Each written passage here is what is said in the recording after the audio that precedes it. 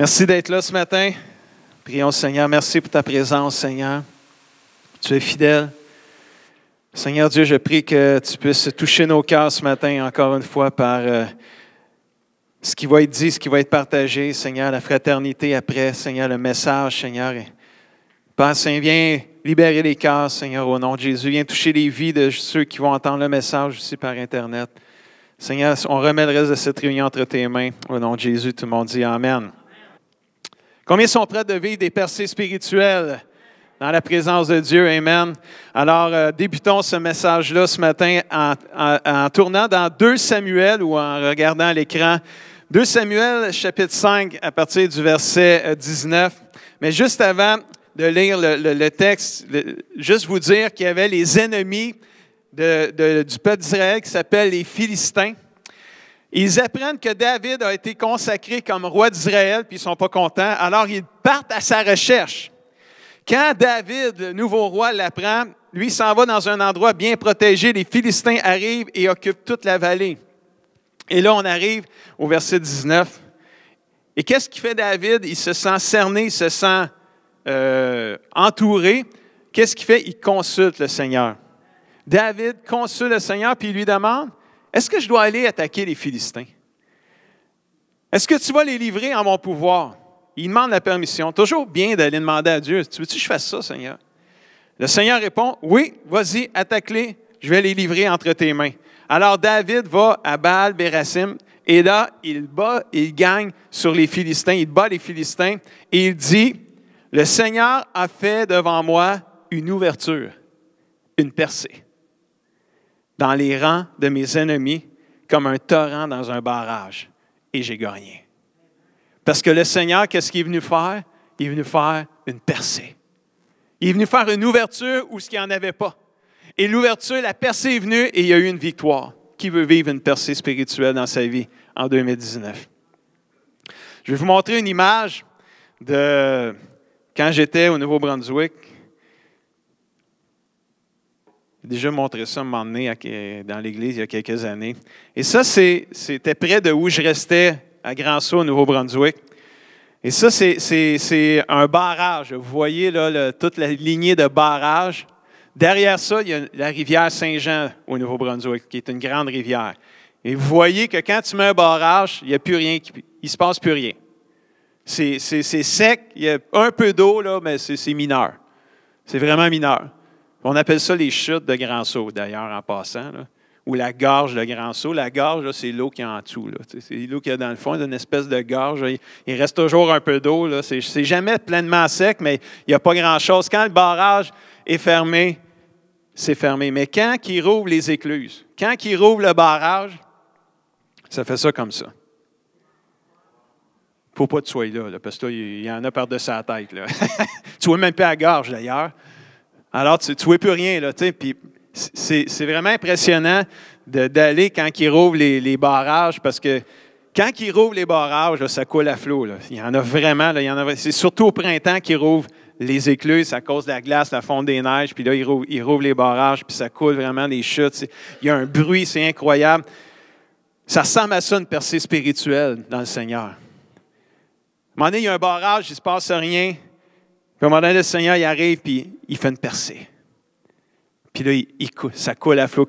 Comme David dit, le Seigneur a fait devant moi une ouverture, une percée, dans le rang de mes ennemis, comme un torrent dans un barrage. Moi, je veux vivre ça en 2019.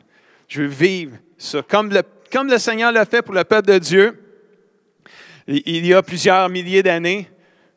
Comme notre thème cette année, c'est « Seigneur, fais-le encore plus », ben moi, je veux oser prier, Seigneur, fais-le encore plus cette année, des percées spirituelles dans nos vies. Et j'aimerais partager avec vous 4 domaines dans lesquels j'aimerais qu'on puisse s'encourager à rechercher où ce que je crois que le Seigneur veut faire des percées spirituelles. Et le premier domaine que le Seigneur veut faire des percées, c'est dans mes relations. Mes relations les uns envers les autres. Éphésiens 4, verset 29 nous dit ceci. Aucune parole mauvaise ne doit sortir de votre bouche. Dites seulement des paroles utiles qui aident les autres selon leurs besoins et qui font du bien à ceux qui vous entendent. Dieu vous a marqué de son esprit, alors ne faites pas de peine à cet esprit-là. ou n'attristez pas le Saint-Esprit à cause de la manière dont vous vous comportez avec les autres. Ne gardez pas dans votre cœur le mal qu'on vous a fait. Ne vous énervez pas, ne vous stressez pas, ne vous mettez pas en colère. Faites disparaître de chez vous les cris, les insultes, le mal sous toutes ses formes. Je pense qu'il y a un domaine où le Seigneur veut faire des percées spirituelles, c'est dans nos relations avec les autres. Un des plus grands blocages que l'ennemi utilise dans nos relations, c'est très certainement celui de l'amertume. L'amertume vient mettre un blocage dans nos relations. Mais il y a plein d'autres choses aussi là, qu'on pourrait nommer. La colère peut être un blocage dans nos relations. La frustration, la déception, les attentes non rencontrées peuvent venir mettre des blocages dans nos relations. Je crois que le Seigneur veut faire des percées spirituelles dans nos relations. Et Dieu, il veut venir faire des ouvertures afin que l'amertume, la colère et toutes ces émotions-là arrêtent de paralyser notre vie spirituelle. Parce que quand on a de l'amertume dans notre cœur, quand on est en colère après quelqu'un, quand on est frustré après quelqu'un, bien c'est sûr que ça a un effet sur notre relation aussi spirituelle, sur notre âme, sur notre vie spirituelle. Ça nous paralyse. Parce que là, on est enragé, on est choqué, on est amer après des gens. La Bible dit dans Éphésiens 4, 32, peut-être une chose qui serait bon de faire pour voir une percée spirituelle. Soyez bons les uns envers les autres. Ayez un cœur plein de tendresse. Pardonnez-vous les uns les autres comme Dieu vous a pardonné dans le Christ. Vous êtes les enfants que Dieu aime, imitez-le. Wow! Est-ce que vous vous considérez un enfant que Dieu aime ce matin? Imite ton Père. Imite ton Père céleste. Pardonne. Si tu vis une relation brisée ou bloquée avec quelqu'un, que ce soit dans ta famille, dans l'Église ou ailleurs, la première chose à faire pour surmonter l'amertume, c'est de commencer le processus du pardon. Si tu peux faire ce premier pas par la foi, par obéissance, de pardonner, de refuser de laisser l'amertume, la colère te gagner, je crois que Dieu va faire une ouverture. Il va y avoir une percée spirituelle. Il y a un fleuve d'eau vive, il y a un fleuve d'amour qui va couler de grâce et il y a une victoire surnaturelle pour ta propre vie personnelle qui va arriver. Peut-être que tu vivras cette année quelque chose de nouveau avec le Seigneur dans tes relations en pardonnant celle ou ceux qui t'ont fait du mal. Parce que nous servons un Dieu dans le psaume 147 qui guérit ceux qui ont le cœur brisé et qui soigne leurs blessures. Est-ce qu'on peut lui faire confiance comme il a été dit ce matin? Dans Romains 12, 18, s'il est possible, autant que cela dépende de vous, soyez en paix avec tous. Et ça, c'est quelque chose quand même. Hein? Il y a des fois, ça dépend de nous, puis il y a des fois, ça dépend des autres aussi. Alors moi, je veux bien être en paix avec lui, c'est elle qui ne veut pas ou c'est lui qui ne veut pas. Je pense qu'il y a un domaine où ce que le Seigneur il veut faire des percées spirituelles, c'est dans nos relations. Le deuxième domaine que le Seigneur veut faire des percées spirituelles, c'est dans mes finances. Dans Malachie, chapitre 3, versets 8 à 10, un texte classique quand on parle des finances, un texte que ceux qui n'aiment pas qu'on parle d'argent n'aiment pas, mais que si tu veux, on va le partager pareil ce matin. Dans Malachie 3, verset 8, « Un homme peut-il voler Dieu? Pourtant, vous me volez, et puis vous me demandez, en quoi t'avons-nous volé? Dit le Seigneur. Lorsque vous et la réponse, c'est, en quoi t'avons-nous volé? Puis le Seigneur répond, lorsque vous retenez, vous gardez pour vous vos offrandes et vos dîmes. Vous êtes sous le coup d'une malédiction, parce que tout ce peuple, vous tous, vous me volez. Donc, apportez donc, verset 10, vos dîmes dans leur totalité, dans les trésors du temple, afin qu'il y ait des vives dans ma demeure. De cette façon, mettez-moi à l'épreuve, déclare l'Éternel, le Seigneur des armées célestes, et vous verrez bien si de mon côté, je n'ouvre pas pour vous les écluses des cieux, les barrages. Vous allez voir si je ne fais pas pour vous des percées spirituelles au niveau de votre provision, de vos finances, et ne vous comble pas de surabondance, avec surabondance de ma bénédiction. Je pense que les relations, c'est un domaine que le Seigneur, il veut faire des percées spirituelles, mais les finances aussi, je crois que le Seigneur veut faire des percées. On parle souvent d'argent dans la Bible. Beaucoup, beaucoup d'argent. Si vous lisez votre Bible comme il faut, là, vous allez sur votre concordance, puis vous cliquez argent, vous cliquez offrande. Il y a beaucoup de versets. C'est incroyable comment est-ce qu'il en parle beaucoup d'argent, de dons, de générosité. Et je crois que le Seigneur, il veut faire des percées spirituelles. La fameuse argent qui paralyse tant de gens dans le christianisme, dans le royaume de Dieu. Dans le royaume de Dieu, il y a une culture de générosité que le croyant apprend à développer avec les années. Et alors que l'année vient à peine de débuter, je prie que le Seigneur nous enseigne sur le thème de la générosité. Il y a quelqu'un qui avait écrit, puis j'ai déjà dit ça, cette expression-là, « L'argent est un bon serviteur, mais un mauvais maître. » Quand c'est l'argent qui a le contrôle, ça ne va pas bien. C'est ça que ça veut dire. Mais c'est une aide, c'est un serviteur, c'est utile, on a tous de besoin. Il y a un blocage au niveau de plusieurs chrétiens, au niveau de l'argent, de la dîme et des offrandes, de la générosité. À toute fois que je prêche sur l'argent ou la générosité, à chaque fois, il y a quelqu'un qui vient me voir après la réunion. Là, un matin, il y a moins de monde, peut-être que je n'aurai pas personne. Mais il y a toujours quelqu'un qui vient me voir et qui n'est jamais bien avec ce message-là. Je ne sais pas si c'est la peur de je ne sais pas quoi. Peut-être qu'ils en ont manqué dans leur vie. Je n'ai aucune idée. Je ne sais pas c'est quoi la peur. C'est la peur, mais on le voit ça quand tu parles d'argent. Puis il y a peut-être quelqu'un qui va écouter ce message-là par Internet puis qui va dire, il parle tout le temps d'argent, le pasteur, à Saint-Hyacinthe. Tu sais. Mais c'est le seul message qu'ils ont écouté dans leur vie de moi. Puis c'est sur l'argent. Je me souviens, quelqu'un, à un moment donné, il avait visité l'Église. C'était la première fois qu'il venait à l'Église. Ça a donné, je prêchais sur la générosité. Je prêche presque jamais là-dessus. Mais cette année, je veux vous encourager. Je veux vous encourager à faire un pas de foi dans ce domaine-là et laisser le Seigneur faire une percée spirituelle dans vos finances et dans votre vie personnelle.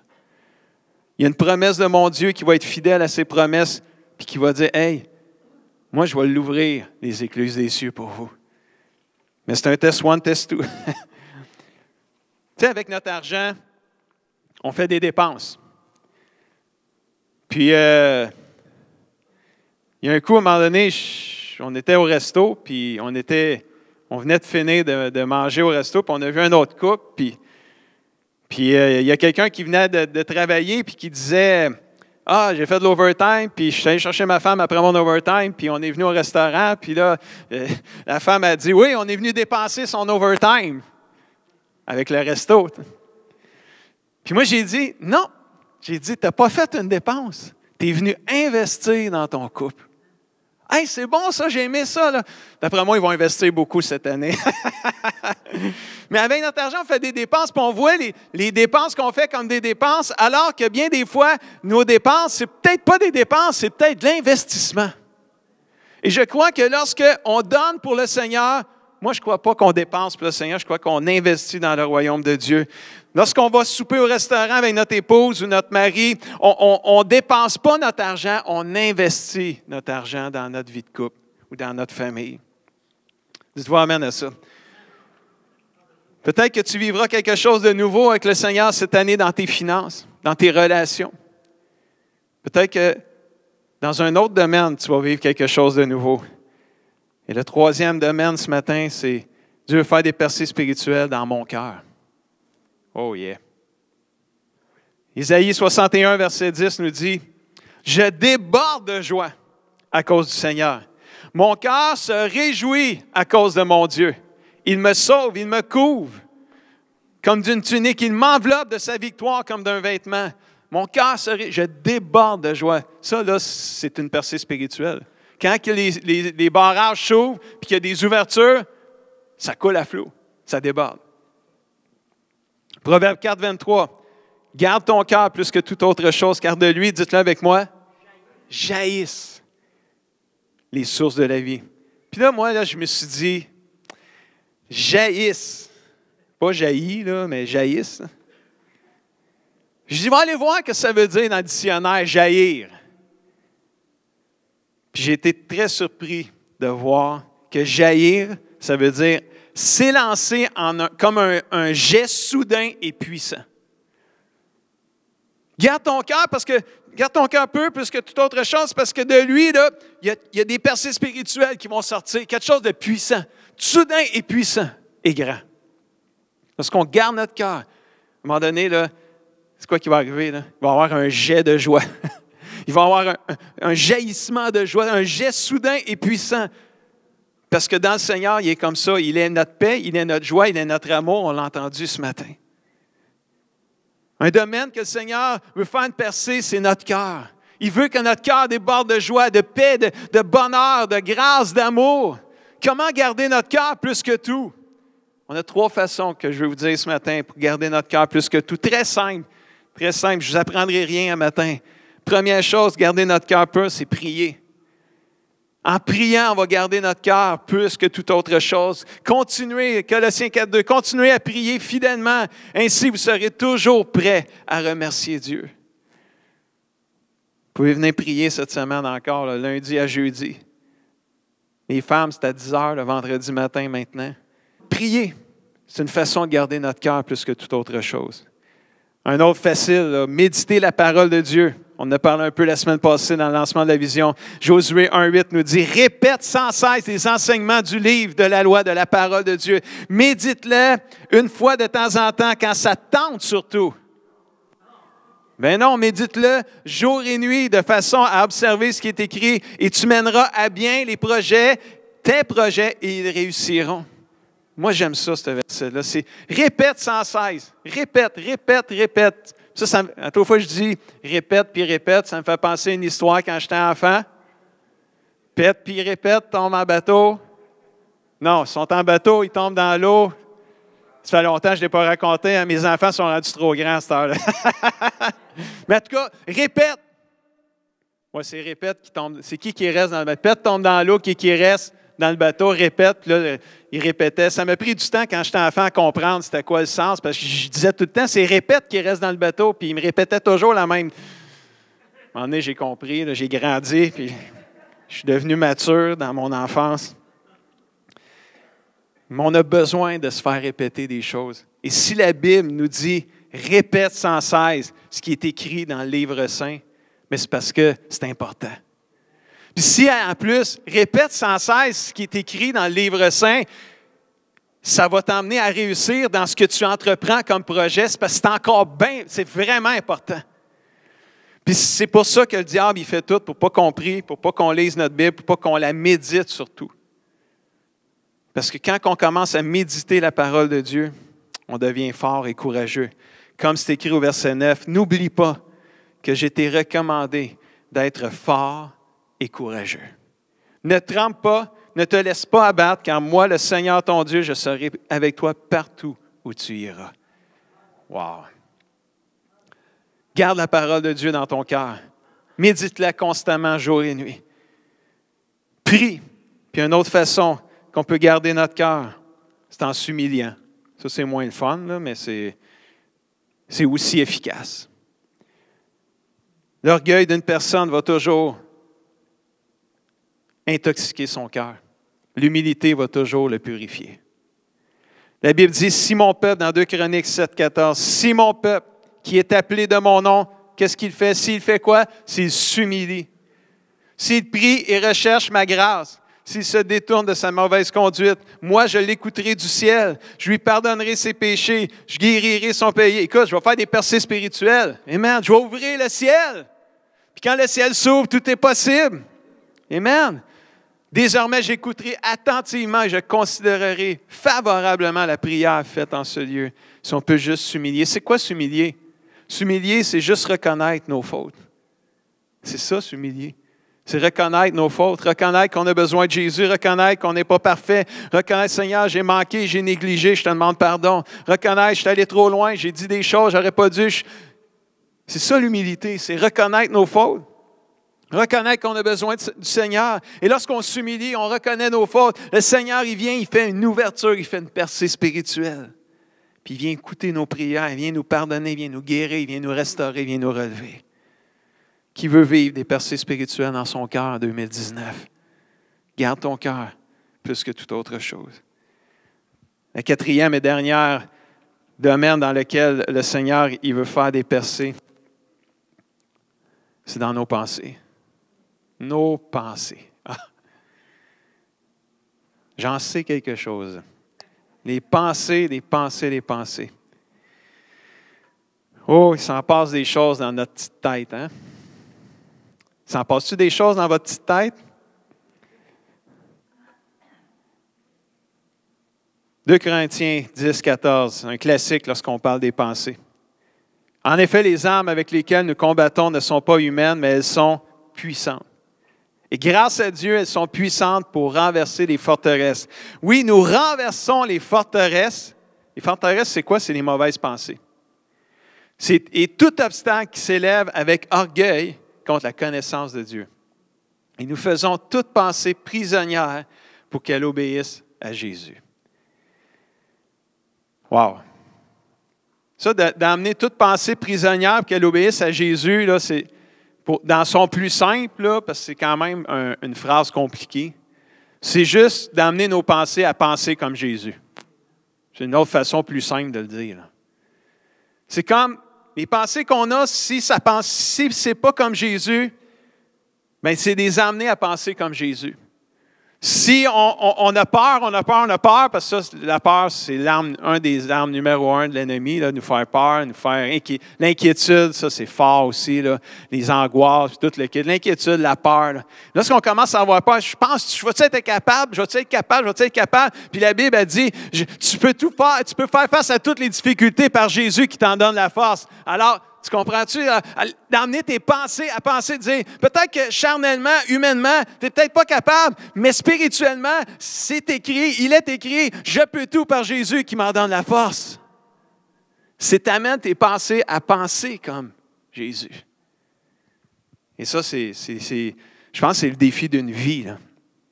La Bible dit, un autre classique, ne vous laissez pas modeler par le monde ou ne vous conformez pas au monde actuel. Mais laissez-vous transformer par le renouvellement de quoi? De votre pensée, pour pouvoir connaître la volonté de Dieu, ce qui est bon, ce qui lui plaît, ce qui est parfait. Un domaine où le Seigneur veut faire des percées spirituelles, c'est dans nos pensées. On a besoin de se laisser transformer en changeant notre manière de penser. Parce que quand on fait ça, le Seigneur vient faire une percée spirituelle dans nos pensées et nos vies commencent à changer. On commence à découvrir ce que Dieu aime. On commence à découvrir ce qui est bon. On commence à découvrir ce qui lui plaît. On commence à vivre comme des chrétiens victorieux. Amen. Je prie qu'en 2019, je vais inviter Alex et l'équipe de louange à s'approcher. C'est le fun quand il y a des tempêtes, tu fais des petites réunions qui finissent pas tard. Il est juste 11h05 en passant. On a du temps. Je prie qu'en 2019, chacun de nous qui sommes ici ce matin et ceux qui nous écoutent, puissent vivre des percées spirituelles de la part de Dieu dans nos relations, dans nos finances, dans notre cœur, dans nos pensées. 3 Jean 1, 2 nous dit, « Cher ami, je souhaite que tu prospères à tous égards et que tu sois en aussi bonne santé physique que spirituelle. » Que le Seigneur vienne faire des percées là, dans ton être entier, corps, âme et esprit. Que tu puisses vivre quelque chose de nouveau avec Dieu cette année. Ça, c'est vraiment fort sur mon cœur. Que tu puisses vivre quelque chose de rafraîchissant avec le Seigneur. Que Dieu vienne faire une percée là où il y a des blocages dans ta vie personnelle et ta vie spirituelle. Y a-t-il des choses qui bloquent à quelque part? Là? Puis tu as besoin que Dieu intervienne et faire une ouverture. Qui vienne faire une percée pour que son fleuve d'eau vive coule sur ta vie. Qui veut vivre des percées spirituelles dans leur vie? Qui veut le vivre vraiment? Moi, je veux les vivre, ces percées spirituelles. Moi, je ne veux pas que le Seigneur ferme les barrages. Je veux qu'il rouvre tout grand ouvertes. Que les eaux vives du Seigneur coulent à flot dans ma vie, dans mes relations, dans mes finances, dans mon cœur, dans mes pensées, puis dans tous les autres domaines de ma vie qu'on aurait pu nommer ce matin. Perce, Seigneur. Sors la drille, mon Dieu. Fais des trous. Fais des percées. Je veux les fleuves d'eau vive, Seigneur. Je veux pas juste la fraîche rosée du matin. Je veux les fleuves d'eau vive. Pour que ça coule, Seigneur. Je veux te découvrir. Change mes pensées. Purifie mon cœur. Guéris mes relations. Enlève mes peurs pour mes finances. Wow! Est-ce qu'on peut se lever ensemble?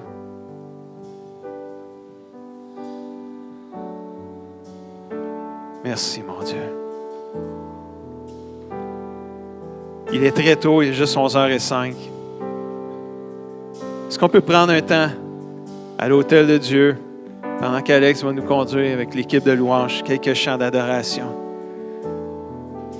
Ceux qui veulent venir en avant, venez en avant. Là où vous êtes, peu importe. Prendre un temps, toi, avec Dieu, alors que l'année débute. Tu n'as peut-être pas eu le temps encore de faire ça.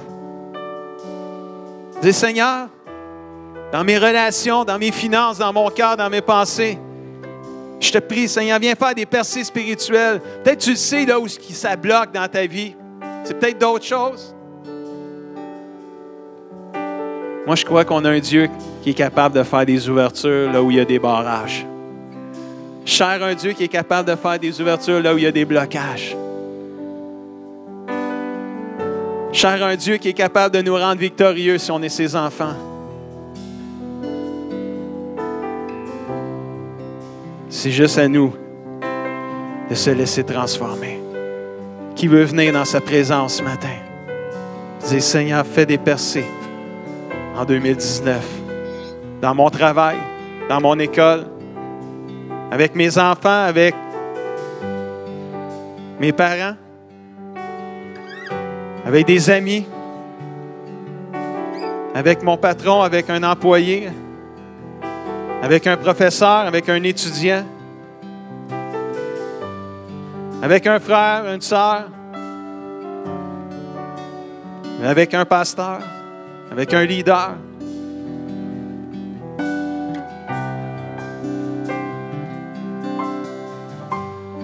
Je crois que ce matin, le Seigneur guérit les cœurs ce matin. Je vois des chaînes éclater dans mon esprit. Je vois des chaînes se briser dans la vie des frères et sœurs ce matin. Juste ferme tes yeux. Implore ton Dieu ce matin. Lorsqu'on vient à lui en toute simplicité, avec humilité, le Seigneur intervient. Il est fidèle. Reçois ce matin. Reçois. Reçois les eaux vives de Dieu ce matin.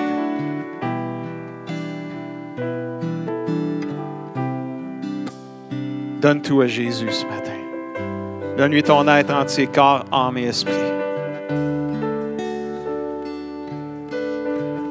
Laisse le Saint-Esprit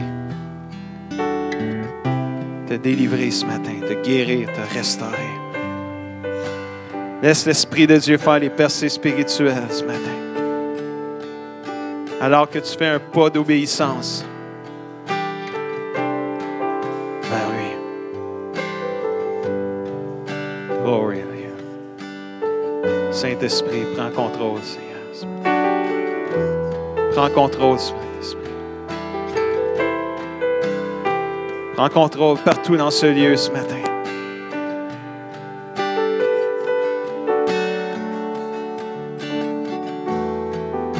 Viens faire, Seigneur, des percées là où il y a des blocages, Seigneur Jésus.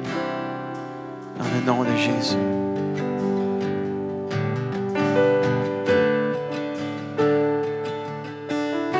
Je vois des gens qui ont des blocages dans leur vie. Le Seigneur veut faire des percées ce matin. Viens à lui. Viens à lui en toute humilité. Reçois. Reçois les eaux vives de guérison, les eaux vives de paix, les eaux vives de liberté ce matin. Wow! Reçois au nom de Jésus. Là où tu es. Merci, Seigneur. Merci, Seigneur Jésus. Oh, gloire à toi. Commence à louer Dieu, peuple de Dieu. Commence à invoquer ton Dieu. Commence à le prier. Commence à lui demander son intervention. Reçois au nom de Jésus. Dans la louange, il y a des délivrances. Dans la présence de Dieu, il y a des guérisons. Reçois au nom de Jésus. Jésus, Jésus. Oh, reçois Jésus. Au nom de Jésus, reçois ce matin.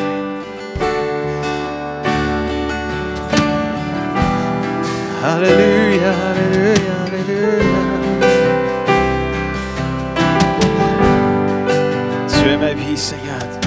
Tu es mon refuge, Seigneur. Tu es mon libérateur, Seigneur. Seigneur, tu es avec moi, Seigneur Jésus. Je n'ai rien à craindre, Seigneur. Tu me donnes force et courage, amour et paix, puissance et autorité, Seigneur. Reçois ce matin. Au nom de Jésus, au nom de Jésus, au nom de Jésus, alléluia.